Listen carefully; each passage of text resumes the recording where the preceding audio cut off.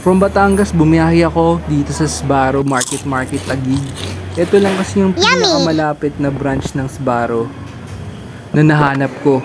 Paano ba naman nag-crave si Boss Sebyok nitong stuffed pizza? All meat, tsaka etong favorite niya, Chicago White. Yummy! At nag-takeout na din ako nitong Alfredo White Sauce na bagay sa dalawang stuffed pizza na bibiling ko. Kayo, ano yung favorite na kainin nyo dito sa Sbarro? Samahan pa natin itong marinara red sauce nila. Etong Chicago White yung pinaka-favorite niya sa lahat. Ever since na pinatry ko sa kanya nung first date namin 12 years ago.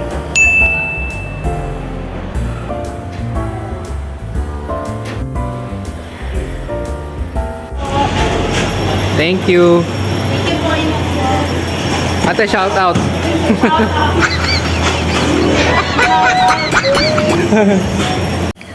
Ayan. Okay na.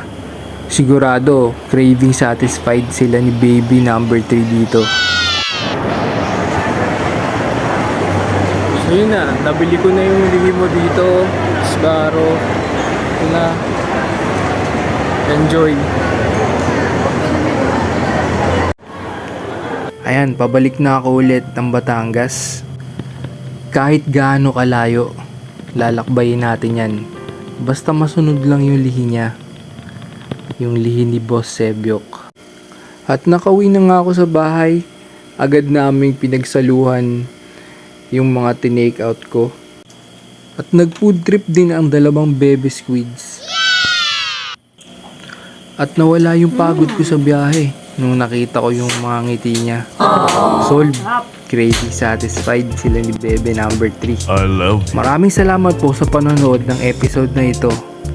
Sana po ay patuloy nyo kaming i-follow at suportahan sa aming mga social media pages for more upcoming videos.